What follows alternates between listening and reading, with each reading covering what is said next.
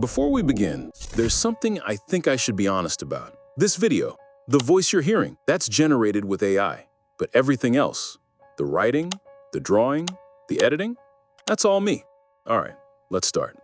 Today, overthinking has become a silent epidemic. So many people keep wondering, why am I like this? But it doesn't happen overnight. It's a mental pattern, a slow shift that develops from your lifestyle and the way you think every single day. Let me tell you a short story, a simple one, but trust me, it reveals something deep. And then we'll break down the topic in more detail.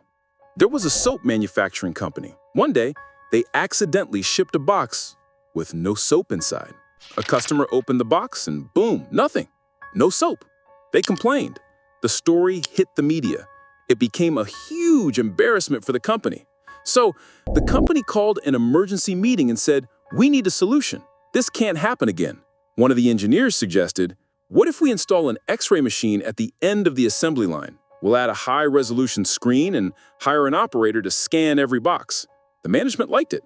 It was high-tech, smart, expensive. But then, a security guard quietly walked up to the boss. "Sir," he said, "I have an idea, if you don't mind." The boss said, "Go ahead." And the guard replied, "What if we just place a big industrial fan at the end of the line?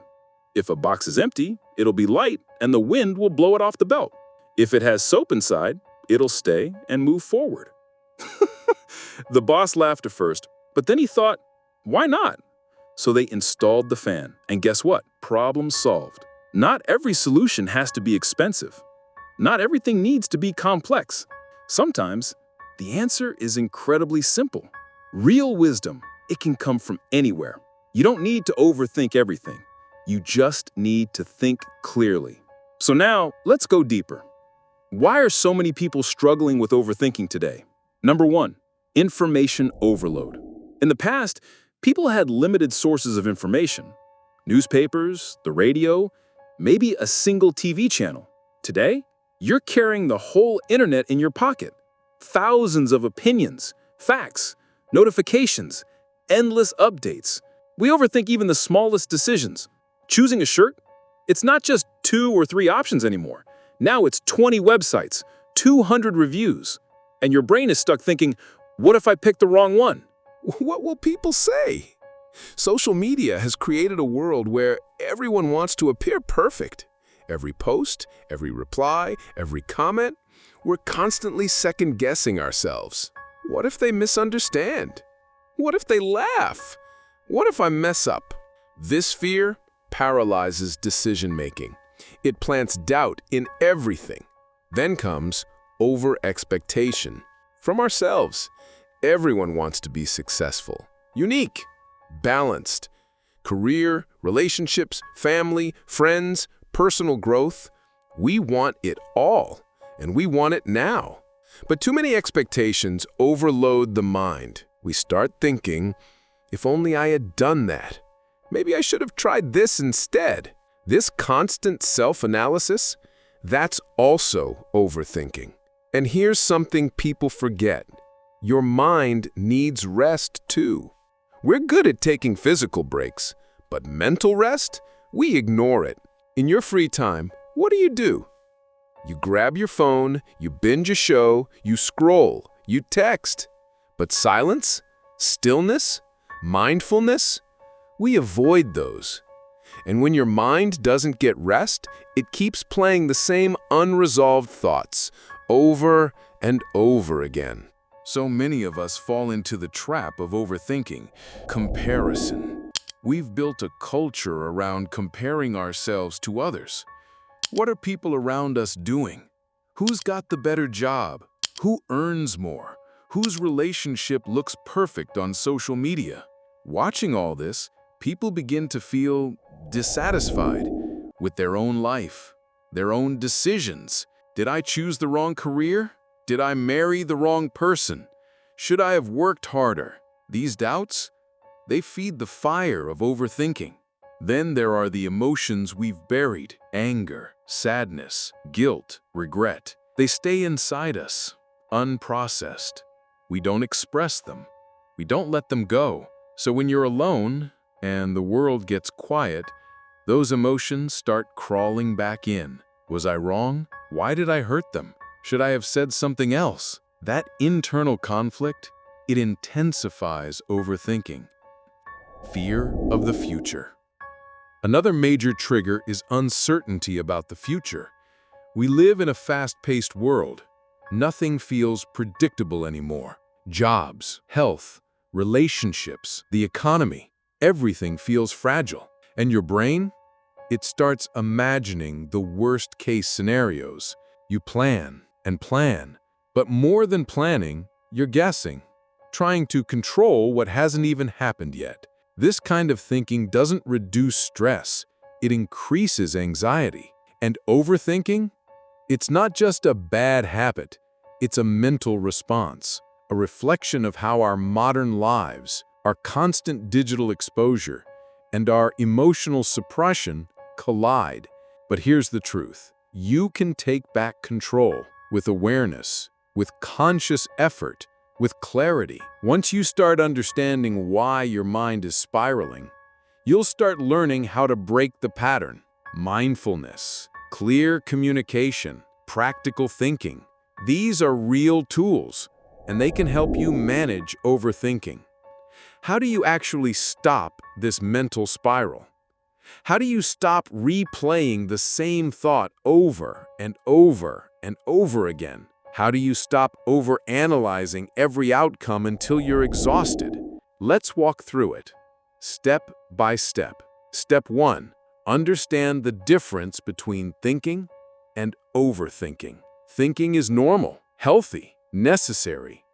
We all need to make decisions, but when your thoughts become a loop, when you're stuck in what if, when you're analyzing every angle again and again, that's not thinking anymore. That's overthinking. So what do? You ask yourself, am I searching for a solution or just spiraling? If you can't see a clear path forward, it's time to press the pause button on your mind. Write your thoughts down. Take the chaos in your head and get it on paper. Don't let it bounce around in your brain all day. Dump it out. Externalize it, because once you see your thoughts in front of you, they stop feeling so overwhelming. When you start writing your thoughts, their pressure starts to fade. Clarity begins to rise. You'll realize many of those thoughts, they were pointless, repetitive, and draining. So what's the action step here? Use a journal, or just open the Notes app on your phone. Write it out. What are you thinking? What are you afraid of? What's the worst that could happen? What's the best that could happen? Then take a step back and look at it objectively. Which of those thoughts are logical and which are just mental noise? Set a time to overthink. Yeah, you heard that right. Set a dedicated time to overthink. Take 15 to 20 minutes. Think all you want. Worry, analyze, overprocess. But after that, stop. And if those thoughts show up during the rest of the day, tell your brain, not now. We'll think about it at 5 p.m. Set an actual alarm. Block it in your calendar. 5 to 5:20, that's overthinking time. Outside of that window, your mind needs to focus elsewhere. This trains your brain to stop hijacking your entire day. Practice mindfulness. Overthinking usually lives in two places. The past, if only that had happened. Or the future, what if this goes wrong? But mindfulness brings you back to now. This exact moment. When you're fully present, your brain doesn't have space to overthink. So how do you start? Try deep breathing. Inhale for 4 seconds, exhale for 4 seconds. Start a body scan meditation. Notice how your body feels, right here, right now. Look around. Notice shapes. Listen to sounds. Taste your food slowly. Come back to the present. When you're present, your mind can't run wild. Take action. Do something. Anything. Because overthinking makes you passive. You plan, you imagine, You debate with yourself, but you don't act. And the only way to break that cycle is by taking small, immediate action. Talk to yourself positively. During overthinking, our self-talk turns negative. I'm going to fail. I can't do this. Everyone's going to judge me. They'll all think I'm stupid. But here's the thing. Your brain believes what you keep repeating. So change the script. Say it out loud. I'm calm. I'm doing my best. I can handle this. I will figure it out. Everything is happening at the right time. These positive affirmations, they're not fluff. They're mental rewiring. They teach your brain to stop panicking and start trusting. When you start feeding your mind with positive, productive thoughts, things get easier. There's one more tool I want to share with you. Engage your brain through physical activity. Leave your phone at home. Step away from the screens. Take a walk. Do some skipping. Dance to loud music like nobody's watching. Get your body moving and your mind will follow. You'll feel lighter, clearer, more relaxed. If overthinking has started to mess with your daily life, if you're not sleeping well, if you're feeling anxious, or you're experiencing panic attacks, then don't wait. Reach out to a mental health professional. There's no shame in therapy. In fact, a good therapist can help you break the mental loops that are keeping you stuck in overthinking. Overthinking is a habit, and like any habit, it can be changed. It takes time, but once you learn how to discipline your mind, once you gain clarity and move forward with confidence, everything starts to fall into place. Let me leave you with a story. There was once a king who built a magnificent palace. He made an announcement. I have no son, no heir. Whoever can open the doors to this palace will become the next ruler of my kingdom. On the palace door, he had written a complex math equation. Brilliant mathematicians from far and wide came. Each one tried to solve it. They brought massive books, papers, theories, but no one succeeded. On the very last day of the challenge, a humble young boy arrived, accompanied by two mathematicians. The boy said, "Let them try first. They're smarter than me." The two men gave it their all, but still, no solution. Then it was the boy's turn. He calmly walked to the palace doors and simply pushed. The doors opened. The king called him forward and declared him the next ruler of his kingdom. He asked him, "How did you know it was that simple?"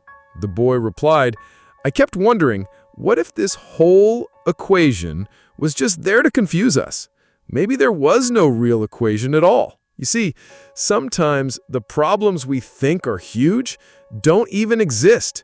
We overthink, we stress, we spiral, and we ruin things only to later realize it was never that big a deal to begin with. You don't have to believe every thought your brain throws at you. Train it, challenge it, lead it, and life will feel a whole lot lighter. Thanks for watching.